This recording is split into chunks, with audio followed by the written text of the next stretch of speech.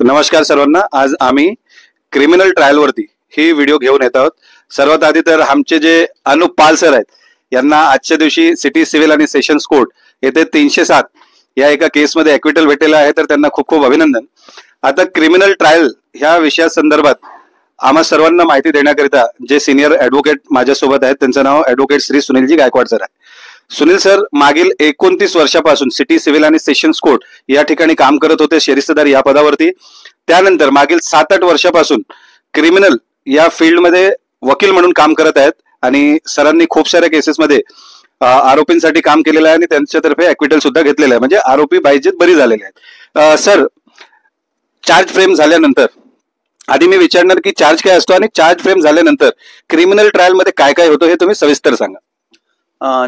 Charge मध्ये काय की जेव्हा कोर्टामध्ये चार्जशीट दाखल होते तर चार्जशीट दाखल केल्यानंतर कोर्टमध्ये मान्य न्यायाधीश हे कोर्ट सगळ्या आरोपींना, जे कोणी कोर्टात समोर असतील ज्याच्यामध्ये चार्ज फ्रेम करायचा आहे त्या आरोपींना तो चार्ज म्हणजे काय की तुमच्या विरुद्ध प्रॉसिक्युशनने काय काय अलिगेशन्स केलेले आहेत तो चार्ज तुम्हाला वाचून दाखवतात. आणि तो चार्ज असतो FIR मध्ये. FIR मध्ये 154 फॉर्मॅट असतं, त्याच्या 154 CRPC फॉर्मॅट, त्याच्यामध्ये लिहिलेलं असतं की तुम्ही काय केलेलं आहे ते. आणि मग तो जो काही गुन्हा असतो तो गुन्हा तो तुम्हाला वाचून दाखवला जातो आणि तुम्हाला विचारलं जातं की हा जो तुम्ही केलेला गुन्हा आहे तो तुम्हाला मान्य आहे का. आणि जर आरोपीने मान्य म्हटलं तर त्याला तिथे कन्व्हिक्शन होतं आणि जर तो नाही म्हणाला तर केस पुढे सुरू होते. मग सर, केस सुरू झाली एकदा, मग चार्ज फ्रेम झाला, त्याच्यानंतर त्यांनी सांगितलं की मला माझा गुन्हा कबूल नाही आहे, प्लीवरती त्यांनी सही केली, त्यानंतरची स्टेज काय आहे सर? प्लीवर सही झाल्यानंतर ती मॅटर डायरेक्ट कंप्लायन्ससाठी तारीख पडते. त्याच्यात कंप्लायन्स म्हणजे काय, 294 CRPC आणि आताचं 274 BNSS याप्रमाणे एक स्टेज आहे. ती स्टेज कम्प्लीट करायची असते प्रॉसिक्युशनला. त्या दिवशी प्रॉसिक्युशन 294 CRPC खाली list of witnesses, list of articles आणि लिस्ट ऑफ डॉक्युमेंट्स या 3 गोष्टी कोर्टात दाखल केल्या जातात. त्याचप्रमाणे लिस्ट ऑफ डॉक्युमेंट्स मध्ये जे डॉक्युमेंट्स वर प्रॉसिक्युशन रिलाय करते त्या डॉक्युमेंट्स वर जर डिफेन्स ॲडव्होकेटला रिप्लाय द्यायचा असतो की तुम्हाला ते डॉक्युमेंट्स मान्य आहे की नाही. समजा त्याच्यात पंचनामा आहे, परत मेडिकल पेपर्स असतात, CA रिपोर्ट असतात, ते तुम्हाला मान्य आहे की नाही. आणि जर तुम्हाला मान्य असेल तर तुम्ही ते लिहून द्यायचंय की मी ऍडमिट करतो. आणि त्याच्यानंतर जी लिस्ट ऑफ विटनेस झाल्यानंतर लिस्ट ऑफ आर्टिकल असतं. लिस्ट ऑफ आर्टिकल मध्ये जो मुद्देमाल पोलिसांच्या कस्टडीमध्ये असतो तो कोर्टात आणून जमा केला जातो आणि पोलीस ते मुद्देमाल सेक्शन आहे तिकडे ते जमा करतात. आणि त्याच्यानंतर लिस्ट ऑफ विटनेसेस जे असतात त्याच्यावर कोर्ट ऑर्डर करतं की समन्स इश्यू समन्स म्हणून. म्हणजे 294 ची स्टेज म्हणजे सर ज्या त्याच्यामध्ये जे मुद्देमाल वगैरे, आर्टिकल्स वगैरे आणि लिस्ट ऑफ विटनेसेस जी जमा केली जाते, आपण असं म्हणू शकतो की इन्व्हेस्टिगेशन दरम्यान जे काही पोलिसांना भेटलेलं आहे, जे आर्टिकल्स आहेत ते सर्व ह्याच्यामध्ये सीज केलेले सर्व सबमिट केले जातात. बरोबर सर? बरोबर. याच्या पुढची स्टेज सर? त्याच्यानंतर एक तारीख दिली जाते. त्या दिवशी समन्स इश्यू केलेले असतात ऑलरेडी, तर त्या दिवशी विटनेस येतात. आता विटनेस जे आहेत ते कंप्लेंट पासून सुरुवात होते. आधी कंप्लेंट येतो आणि जर कंप्लेंट अवेलेबल नसेल तर दुसऱ्या विटनेसना बोलवलं जातं. आणि त्याच्यानंतर मग प्रॉसिक्युशन एव्हिडन्स लीड करतं आणि एव्हिडन्स लीड केल्यानंतर त्याच्यानंतर आपलं काम असतं, डिफेन्स ॲडव्होकेटचं काम आहे की त्याला क्रॉस करणं. हे बघा सर, समन्स इश्यू केल्यानंतर सुद्धा जर विटनेस येत नसतील तर डिफेन्सकडे काय रेमेडी आहे? डिफेन्सचं काम एकच आहे की जो आलेला विटनेस आहे त्याला तपासायचं आणि जर येत नसेल तर मग कोर्टाला प्रेयर करता येते की हा विटनेस येत नाही तर साहेब आपण वॉरंट काढा. आणि वॉरंट काढूनही येत नसेल तर प्रॉसिक्युशनने बघावं की हा एव्हिडन्स सोडून, हा विटनेस सोडून बाकी दुसरा विटनेस घ्यावे. मग वेळोवेळी येत नसेल तर कोर्ट त्या विटनेसला ड्रॉप करते. जर विटनेस येतच नसेल किंवा त्याच्यावर सर्व्हिस झालीच नाही तर मग तो विटनेस सापडत नाही असा रिपोर्ट दिला जातो आणि प्रॉसिक्युशन तो विटनेस ड्रॉप करते. सर, एकदा विटनेस आला तर त्यानंतरची स्टेज काय आहे? विटनेस आल्यानंतर सरकारी वकील त्याला प्रश्न विचारतात, त्याला एक्झामिनेशन इन चीफ म्हणतात. आणि ती चीप संपली की आपले डिफेन्स ॲडव्होकेट जे आहेत ते क्रॉस करतात. हे बघा सर, हे चीफ एक्झामिनेशन आणि क्रॉस एक्झामिनेशन कशासाठी असते? चीफ एक्झामिनेशन मध्ये 161 CRPC खाली जे स्टेटमेंट रेकॉर्ड केलेले असतात ते स्टेटमेंट सरकारी वकील त्या विटनेसला विचारतात की तू काही दिवशी काय घटना घडली होती ते सांग, आणि त्याप्रमाणे तो सगळं सांगत असतो. आणि ती सगळी घटना ती त्यांनी सांगितली की मग डिफेन्स ऍडव्होकेटचं काम आहे की क्रॉस घेणं.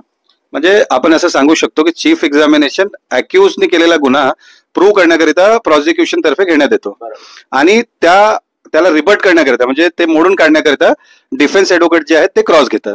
मग सर हे क्रॉस चीफ संपल्यानंतर पुढील स्टेज काय आहे? क्रॉस चीफ संपल्यानंतर पुढील स्टेज आहे की प्रॉसिक्युशन जे आहे जर विटनेस असतील तर घेऊन येतात किंवा एवढंच क्लोज म्हणून पुरुषीच दाखल करतात. आणि जर डिफेन्सला जर विटनेस घ्यायचे असतील तर डिफेन्स ऍडव्होकेटचं काम आहे की त्याने कोर्टामध्ये अर्ज सादर करायचा की मला एवढे विटनेस घ्यायचे आहेत. मग त्यांना एक लिस्ट ऑफ विटनेस द्यावे लागतात आणि जर ते कोर्टाला दाखल केलं की मग नंतर कोर्ट काय करतं त्याच्यावर ऑर्डर करतं की हा जो डिफेन्स विटनेस जे आहे ते तुम्ही स्वतःहून घेऊन येताय की नाही.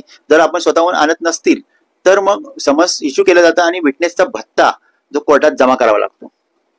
सर मला एक विचारायचं होता, आता जर डिफेन्स विटनेस प्रोड्यूस करत असेल तर त्यामध्ये चीफ एक्झामिनेशन कोण घेतो आणि क्रॉस कोण करतो?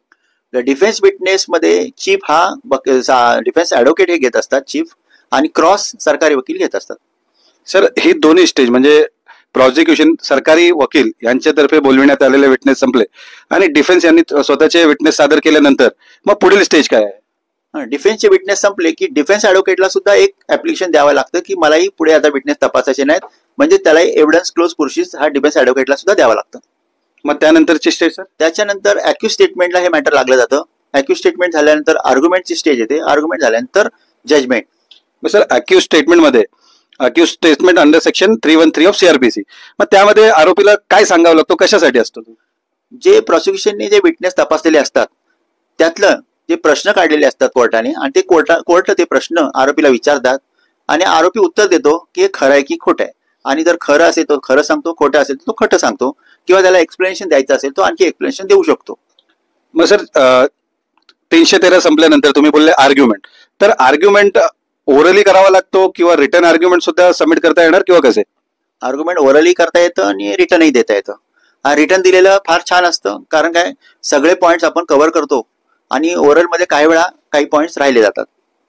मग सर तुम्ही काय सजेस्ट करणार जे यंग ऍडव्होकेट्स आहेत त्यांना की त्यांनी ओरल आर्ग्युमेंट करायला पाहिजे किंवा त्या लोकांनी रिटर्न आर्ग्युमेंट सबमिट करायला पाहिजे? माझं म्हणणं आहे त्यांनी ओरल करावंच आणि त्याचप्रमाणे त्यांनी रिटर्नही दाखल करावं. तो एक रेकॉर्डचा भाग बनून जातो. मग सर एकदा जजमेंट प्रोनाऊन्स केल्यानंतर कोर्टात सर्व स्टेज संपते का की त्याच्यानंतर सुद्धा एखादा कोणतं ऍप्लिकेशन फाईल करावं लागतं किंवा काय? एकदा जजमेंट झालं, निकाल जाहीर झाला तर एकतर तो आरोपीला सोडलं जातं किंवा त्याला शिक्षा होते. आणि जर सोडलं तर एक स्टेज आहे 437A CRPC. त्यासाठी अर्ज द्यावा लागतो कोर्टामध्ये की आरोपीला आज PR बॉन्डवर सोडण्यात यावं आणि शुअरिटी देण्यासाठी मुदत द्यावी. आणि सर त्याने तर आधीच बेल घेतलेली असते ना, तर ती बेल कंटिन्यू करता येणार नाही का? एकदा जजमेंट झालं की ती स्टेज संपते म्हणजे त्याचा बेल बॉन्ड हा कॅन्सल केला जातो. जजमेंटमध्येच बघा एक क्लॉज असतो त्याच्यामध्ये दिलेलं असतं की accused is on bail, his bail bond is cancel. मग सर जो आपण 437A चा अर्ज दाखल करतो त्या अर्जामध्ये आपण कोर्टाला विनंती करू शकतो का की आधी जो यांनी जामीन दिलेला आहे, कॅश बॉन्ड भरलेला आहे किंवा जामीनदार दिलेला आहे तो कंटिन्यू करण्यात यावा 6 महिने करत, असं करू शकतो का? आपण अर्ज देऊ शकतो पण अर्ज दिल्यानंतर कोर्टाने जर अलाव केलं तर तुम्हाला त्या जामीनदाराला पुन्हा कोर्टात बोलावं लागतं कारण तो जामीनदार पुन्हा तुमच्यासाठी जामीन राहील की नाही हे कोर्टासमोर त्यांनी येऊन सांगावं लागतं आणि ती प्रोसेस पुन्हा परत पूर्ण करावी लागते. मग सर हा 6 महिन्याकरिता एकदा त्याला बरी केला त्याच्यानंतर काय घेण्यात येतो? तर 437A CRPC ऍड केलेला आहे, इन्सर्ट केलेलं सेक्शन आहे आणि ह्याच्यामुळे काय होतंय की बऱ्याच वेळा काय होतंय आरोपी जरी या कोर्टातून सुटला तर कोर्टातून सुटल्यानंतर तो अपील जर झालं, स्टेटने जर अपील दाखल केलं तर तो तिकडे अवेलेबल होत नाहीये. मग जो जामीनदार जो असतो तो हमी घेतो त्याची की त्याला मी कोर्टात हजर ठेवेन.